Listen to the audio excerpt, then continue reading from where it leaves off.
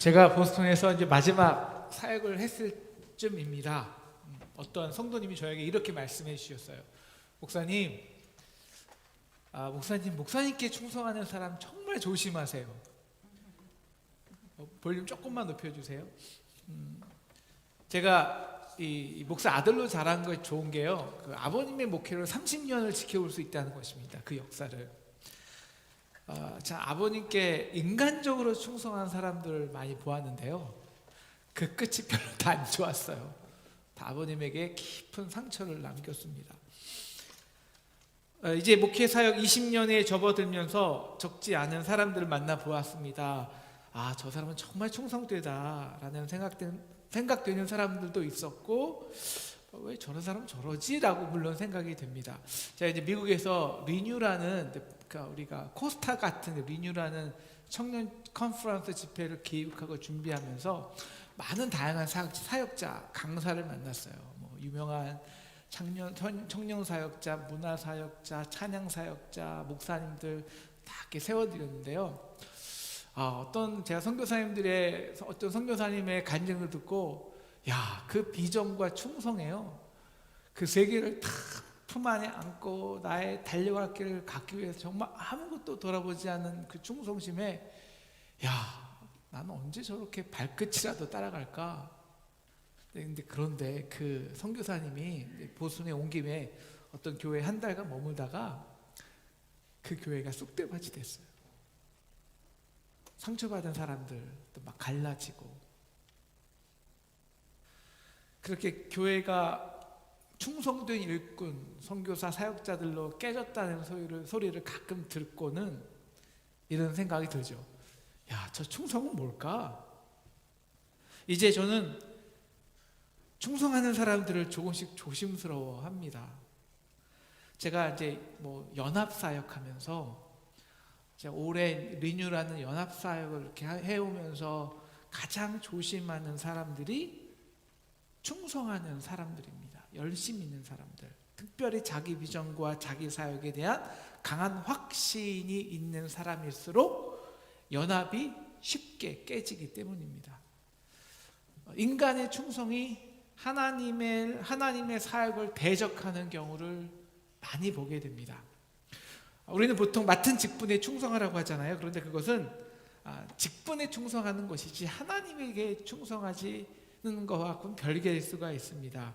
그 충성을 통해서 나의 열심을 드러내고 내 존재를 인정받기 위한 목적일 수도 있죠. 그러면 혹은 내 생각이 의롭고 그것이 옳기 때문에 그것을 증명하기 위해 충성스럽게 하는 사람도 있습니다. 그것은 하나님께 대한 충성이 아니라 자기의 대한 충성입니다. 그럼 어떤 사람들이 정말 충성스러운 일꾼이라고 할까요? 오늘 말씀 1절을 함께 보겠습니다. 1절 같이 읽을게요. 시작. 사람이 마땅히 우리를 그리스도의 일꾼이요 하나님의 비밀을 맡은 자라 여길지어다. 자, 그리스도의 일꾼이 누구라고요? 하나님의 비밀을 맡은 자입니다. 그게 충성이에요. 사람들은 사람들은 감추어진 비밀이 아니라 확실히 드러난 일에 충성하기 원합니다. 요즘 정치 뉴스를 보면 참 재밌지 않습니까? 윤석열 후보, 이재명 후보, 옛날에는 뒤에서 막 까고 은근히 좋지 않은 소리를 하던 사람들이 이제는 전면에 등장해서 핵심 측근이라고 막 커밍아웃을 합니다. 사람에게 충성하지 않는다. 그래서 후보가 된 그 후보에게 내가 충성해야 한다는 사람들이 막 열심히 몰려 들어가고 있어요. 왜요? 단 하나죠. 이제 확실한 후보가 되었기 때문입니다. 사람들은 확신이 있을 때 충성합니다. 어떻게 될지 모르는 불확실한 것에는 충성하지 않으려 합니다. 그래서 그것은 진짜 충성이 아닌 자기의 계산된 열심이라는 것입니다. 그래서 한번 따라해 주시겠습니까? 진짜 충성은 비밀을 맡은 것이다. 그래서 천국은 마치 땅에 묻혀진 보화라고 합니다. 누가복음 19장에 보면요, 문화 비유가 있어요. 근데 그 문화 비유를 설명하신 배경이 이겁니다.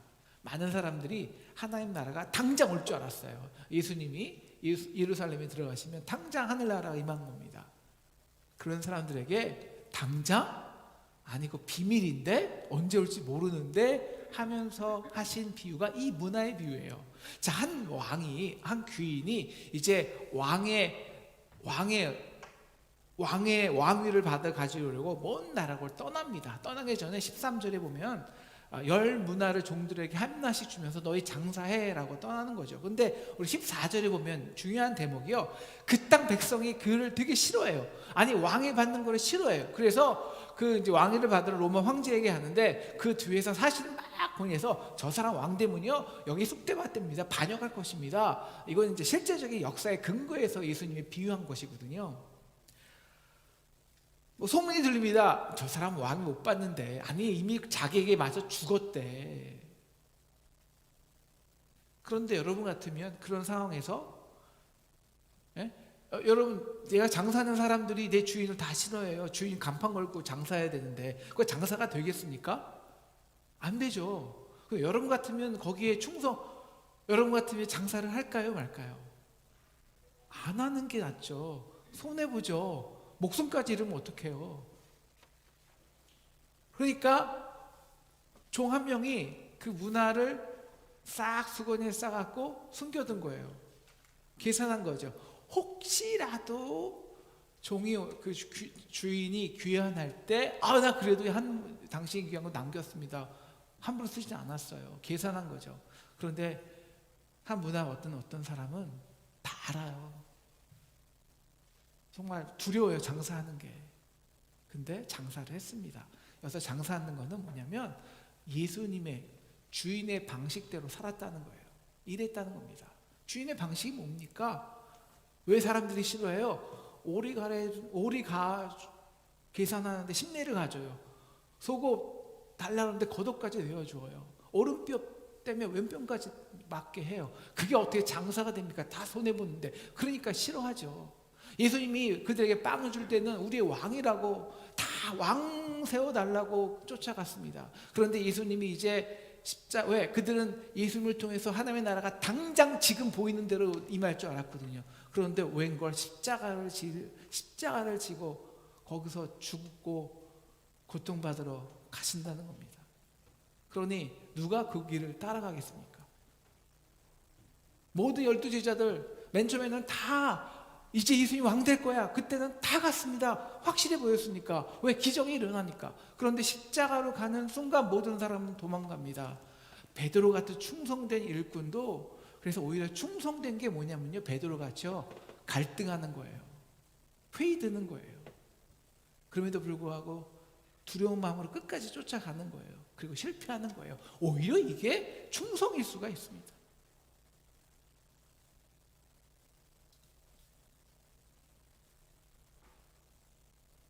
드러나서 조금만 열심히 해도 쉽게 칭찬을 받을 수 있다면 그것이 비밀일까요?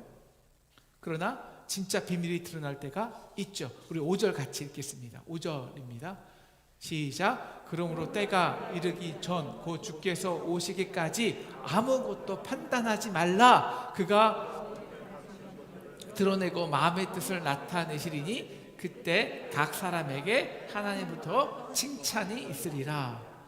너 정말 충성된 종이야. 언제? 감추한 것이 드러난 후에. 그럼 그때까지 진짜 종은 뭐 해야 된다는 거예요? 진짜 종이 해야 할 충성이 뭐예요? 오늘 말씀 5절 보세요.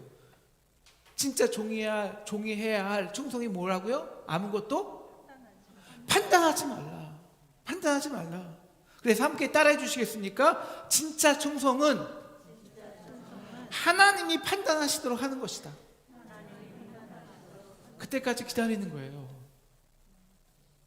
판단하지 말라는 건 남을 판단하지 말라는 동시에 남의 판단에 나의 가치, 내가 충성된 일꾼이 아니야 라는 것을 저당 잡히지 말라는 것입니다. 그것에 남의 판단에 내 일꾼됨의 의미를 두면 3절처럼 내가 스스로 자책하고 세상으로 나를 판단하는 우를 범하게 합니다. 그래서 바울은 갈라디아서 1장 10절에 이렇게 충성된 자를 아래서 말하고 있죠. 이제 내가 사람들에게 좋게 하랴 하나님께 좋게 하랴 내가 지금까지 사람의 기쁨을 구하는 것이었다면 그리스도의 종이 아니니라. 여러분 우리 고린도전서는 아볼로파, 바울파, 그리스도파, 게바파로 다 나뉘어져 있어요. 왜냐? 각각이 생각하는 충성이라는 정체성이 다릅니다. 내가 하는 게 충성이니까. 그래서 아볼로파는 열심히 말씀을 가르치는 게 충성이고, 게바파는 열심히 율법, 전통을 지키는 거죠. 특명처럼 지키는 게 충성이에요. 혹은 바울파는 이방인들 열심히 전도하는 게 충성일 수 있어요. 근데 그게 서로 대적으로 하잖아요. 아니 정말 아무 근거 없는 이방인들, 저 더러운 이방인들을 그냥 와서 하나 예수의 제자가 되게 한다고? 이거는 율법의 전통에게는, 이 충성스러운 자들에게는 절대 허용될 수 없는 것입니다. 그러니 싸우죠. 그러니 이것이 충성이야, 우리가 일꾼이야, 구별하죠. 그래서 오늘 7절 말씀은 이렇게 말하고 있지 않습니까? 누가 너를 남달리 구별하였느냐? 우리는 서로 구별하면서 나의 나됨을 자랑하고 세우고 그 가치에 충성합니다.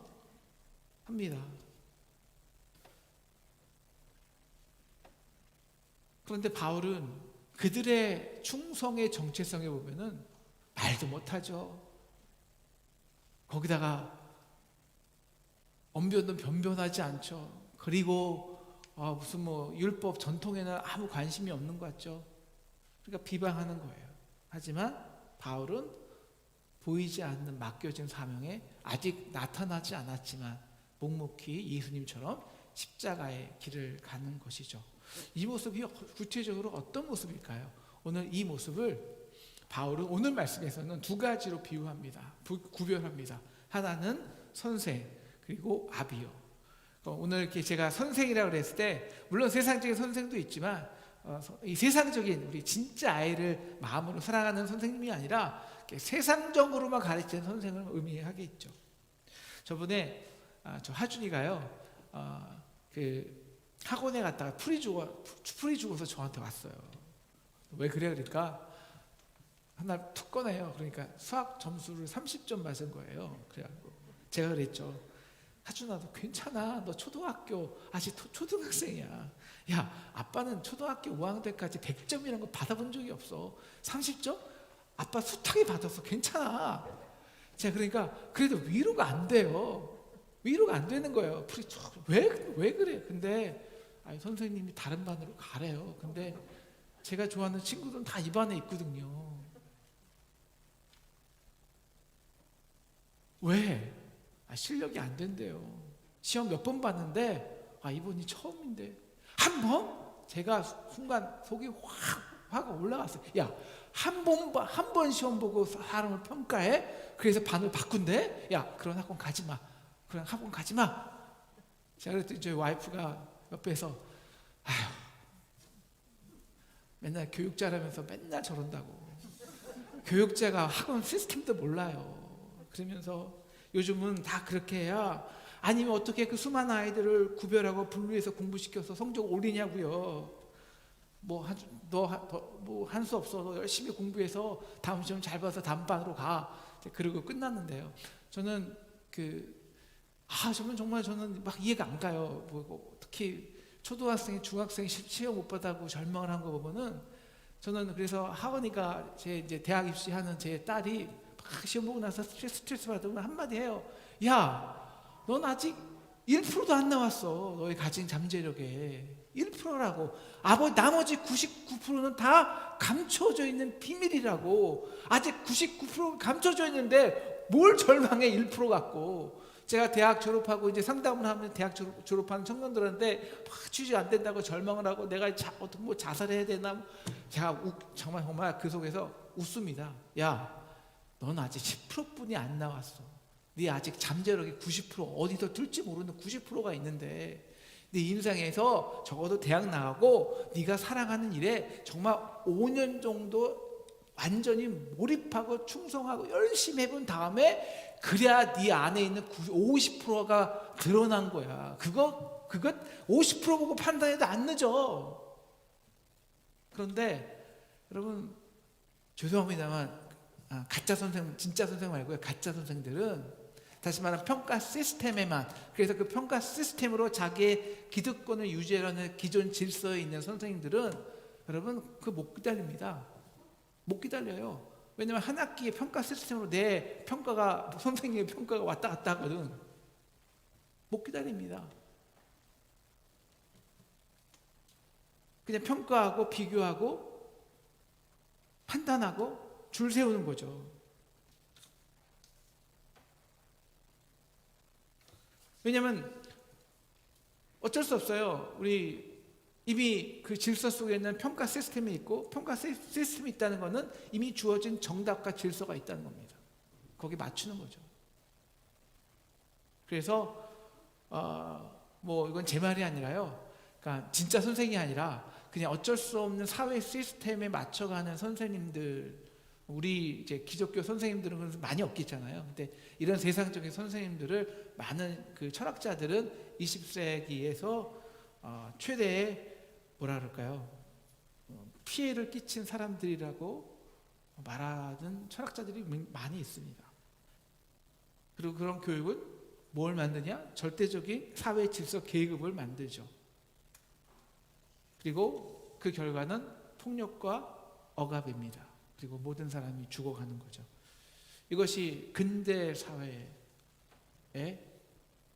결과예요. 근대 사회는 인간의 지식으로 시작했거든요. 오늘 사도 바울이 그렇게 말하는 거예요. 그래 너희는 구별하지, 스스로 지혜 있다 하지. 그래 너희 잘났어. 그 말씀. 너희는 풍성하지, 우리는 미천해. 너희는 지혜롭지, 우리는 아직 우둔해. 하지만 그런 세상적인 지혜자들의 분열하는, 인간의 지혜의 근본은 나와 너는 다르다는 구분이에요. 주체와 객체가 달라야 돼요. 알의 주체와 알의 대상자는 달라요. 그래야 내가 알을 지배하고 평가하고 그 알의 대상화로 평가할 수 있으니까요. 그래서 지식과 인간의 지혜로는 지식과 계급은 낳는데 생명은 낳지 못해요. 사람을 살리는 능력이 없어요. 그래서 오늘 바울은 우리 15절에 이렇게 말하는 겁니다. 우리 15절 같이 읽을까요? 시작. 그리스도 안에서 일만 스승이 있으되 아비는 많지 아니하니 그리스도 예수 안에서 내가 죽음으로 너희를 낳았습니다. 네, 가르치고 인간의 지혜로 가르치고 판단하고 바울파 그리스도파로 구분하고 이런 스승들은 있을 수 있어요. 하지만 진짜 생명을 낳는 아비는 적어요. 왜? 진짜 일꾼이기 때문에 아직 감춰진 것을, 그 감춰진 것이 드러나기까지 그 아픔과 고난의 과정에 참여해 줘야 하기 때문입니다. 여러분, 그래서 아비는 어떻게 돼요? 아비로서 바울은 어떤 모습입니까? 10절 볼까요? 우리는 그리스도의 영광으로 미련하되 너희는 그리스도 안에서 지혜롭고 우리는 약하고 너희는 강하고 너희는 존귀하되 우리는 비천하고. 11절 바로 이 시간까지 우리가 줄이고 목마르고 헐벗고 매맞으며 정처가 없고. 12절 또 수고하여 친히 손으로 일을 하며 후욕을 당한 즉 축복하고 핍박을 당한 즉 참고 비방을 당한 즉 권면하니 우리가 지금까지 세상의 더러운 것과 만물의 찌꺼기 같이 되었도다. 여러분 진짜 아비들은요, 여러분 진짜 아비예요. 내가 사랑하는 이 시대, 내가 사랑하는 자녀들이 7, 8명, 10명이 있다 봐요. 근데 이 시대 참 살아가기 어렵잖아요. 근데 그 모든 사랑하는 자녀들의 아픔과 고통과 참여, 그 청년들이 품에 안는 비전과 그 안에 있는 보석들이 발견되고 그리고 나가서 일하기까지, 발견되기까지 그들이 치러내야 되는 수많은 어려움에 함께 참여해 주다 보면 그 아비의 마음은 찌꺼기가 되는 거예요. 찌꺼기가. 세상의 끝자리로 가는 거예요. 근데 이게 오늘 십자가의 비밀이에요. 십자가의 비밀.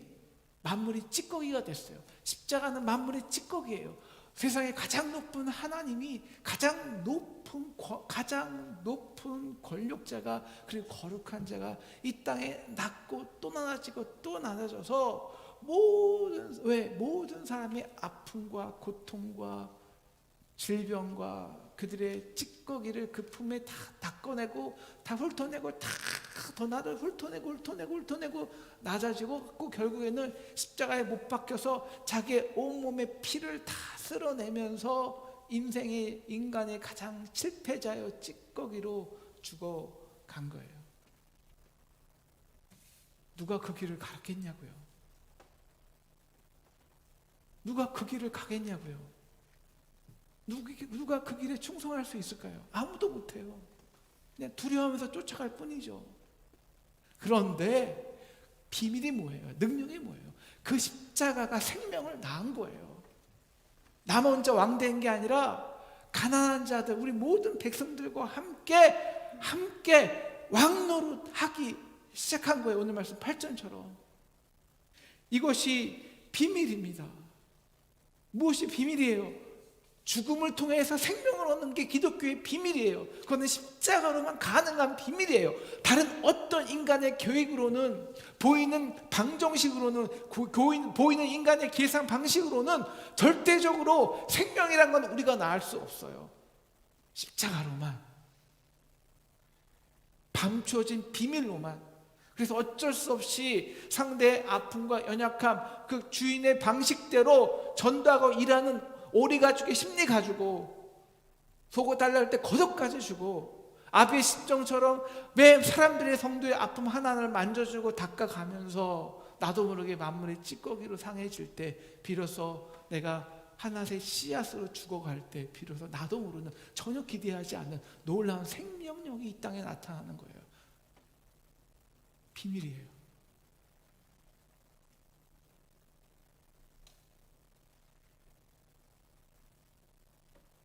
사랑하는 상동 성도 여러분, 우리는 이런 세상적인 선생이 아닌 좋은 선생이 되어야 돼요. 아니, 아비가 되어야 합니다. 충성하기 참 좋아요. 드러난 일에 누가 충성 못하겠습니까? 이제 우리는 2022년 일꾼을 뽑으려고 합니다. 제가 말씀한 것처럼 이번에는 정말 많은 장로님들이 한 6번, 7번의 회의를 통해서 공정하고 객관적인 근거를 가지고 뽑기 위해 참 노력했어요. 몇 번 회의를 통해서. 그래서 첫 번째 단계는 객관적인 자료 2가지. 50%는 헌금 생활, 그러니까 온전한 11조를 하는가, 1년 헌금 액수와 5년 헌금 액수를 다 이렇게 분류해서 쭉 리스트를 정했어요. 그리고 나머지 50%는 주일 예배로 잘 참여했는지, 수요예배, 금요예배 잘 나왔는지, 우리 교회 특별 활동들, 특별 새벽기도, 그 다음에 리더 브릿지 이런 거 다 참여했는지, 그리고 어떻게 봉사하고 있는지를 객관적인 자료를 통해서 다 하나하나 체크하고 이걸 다 리스트 만들고, 그래서 엑셀 파일로 한 10대 개씩 쫙 뽑아놨어요. 물론 어쩔 수 없어요. 우리는 인간이기에 우리는 감춰진 비밀을, 그 속에 있는 비밀을 판단할 수 없잖아요. 우리는 아직 못해요. 우리는 하나님이 아니니까. 그래서 어쩔 수 없이 인간이 뽑아요. 그래서 이번에 꼭 청구 안 되신 분들 이렇게 섭섭해 생각하지 않으셔도 될 것 같아요. 하나님 판단한 거 아니거든요. 물론 그 속에 하나님의 역사가 있었다고 봐요. 그러나 그건 인간의 판단 기준이니까요. 솔직히 우리가 봉사 몇 번 했다고 해서 예배 몇 번 잘 나왔다고 해서 그게 정말 충성입니까? 아니, 충성일 수도 있지만 아닐 수도 있거든요. 정말 온전한 11조 했다, 그거는 정말 의무지 충성은 아닙니다. 의무지. 그래서 그런 다음에 우리 남자 10분, 요새 여성 장로를 꼭 뽑아야 될 것 같아서요, 여성 10분, 남자 10분은 1단계로 뽑았습니다. 그런 다음에 우리가 1년 동안 리더 브릿지 2번 하면서 상동의 리더란 이런 사람이었으면 좋겠다. 각 리더 브릿지에서 1기에서 25개, 2기에서 20개, 45개 그 리더의 리스트들이 있었거든요. 그 중에서 이 45개 중에서 장로님들이 10개씩 뽑았어요. 각각 장로님들이 10분이. 그래서 이런 사람들이 왜 리더가 됐으면 좋겠다 해서 10개를 뽑았는데, 그래서 제일 많이 나온 항목이 7개예요. 그 7개가 여러분 주보의 뒤에 있는 그 항목입니다. 교회의 덕을 세우는 선생이 아닌 아비로서 일꾼 되어진 자가 리스트 7개예요. 그리고 그 7개를 각각 남성, 여성 이렇게 여기에 해당하는 사람, 그냥 쓰는 게 아니라요. 1번이면 이렇게 교회에 겸손한 리더, 뭐 기도 생활하는 리더, 다음 세대를 생각하는 리더, 여기 항목에 맞는 사람들을 2명씩 썼어요. 각 장로님들마다. 그리고 최대 2명, 한 사람이 같은 이름이 2번 나오지는 않도록. 그리고 다 공개하고 다 이제 사람들 써서 최대 숫자가 제일 많이 나온 5명씩, 남자, 여자 5명씩을 저희가 청구했어요. 청구하고 보니까 다 합당한 것 같아요. 그래서 우리 장로님들 저희 기획위원회 모두 만장일치로 10분을 저희가 추천을 하게 되었습니다. 그런데 신앙적인 이유로, 그것이 제가 들어보면 신앙적인 이유이기 때문에 남성 1분, 여성 2분은 청거를 좀 내려놓으셨어요. 그래서 최종 저희가 청거할 수 있는 분이 남성 4분, 여성 3분입니다. 근데 참 어쩌면 굉장히 마음이 아파요. 한 표 차이로 떨어진 분들이 너무 많거든요. 그거 별로 너무 아쉬워요. 근데 그거는 그게 한 표가 뭐 정말 판단의 기준이 될까요? 저는 아니라고 봅니다. 아니라고 봐요. 문제는 지금부터죠. 이거는 청거가 됐는데 장로가 되든 안 되든 우리는 직분에 충성하는 자들이 아닙니다. 우리는 직분에 충성하는 자들이 아니에요. 우리는 그리스도의 일꾼입니다. 충성은 판단하지 않아요. 그 십자가의 비밀을 누가 판단해요? 미리 결과를 예측하거나 결과를 만들어 가는 것도 충성은 아닙니다. 함께 가보는 거죠. 지금 상동은 감추어진 길을 가야 돼요. 자, 비밀이에요. 쉽게 말하면 좋은 말로 비밀입니다. 이게 퍼즐이에요. 퍼즐. 이 복잡한, 이 교회적으로도 복잡하고 건물적으로도 복잡하고 뭐 그 다음에 학원도 복잡하고 또 여러 가지 갈등 요소가 있고 모든 그것들이 복잡하게 얽혀 있는데 이것을 인간의 지혜로 풀어낼 방법은 없어요. 비밀이에요. 비밀. 그래서 그 일을 감당하기가 버겁습니다. 그래서 문화를 맡으려 하지 않아요. 왜? 책임지기 싫기 때문에. 지금 우리가 확신도 없는 일에 어떻게 책임진다고 나서겠습니까? 그래서 우리 안에는 그냥 수건 속에서 그 문화를 숨기려 하는 경향이 우리에게 있습니다. 그래서 진짜 근데 어떻게 진짜 일꾼은 충성할까요? 이런 상황에서도 다른 거 하나밖에 없어요. 그가 그 사랑을 받았기 때문이에요. 주인을 알기 때문이에요. 그래서 이 문화 비유에서 이 문화를 숨긴 자에게 이 주인은 엄하게 묻습니다. 그가 게을러서도 아니고 딱 하나, 너가 주인을 오해하였도다. 너가 주인을 오해하였도다. 잘 몰랐구나. 주인이 어떤 사람이냐. 이미 주인은 너를 위해 다 희생한 사람인데 그 뭐 한 문화 좀 잃어버렸다고 주인이 너를 쫓아내겠냐. 한 문화를 준 거는 내 사랑을 잃어버리지 않으라는 거야.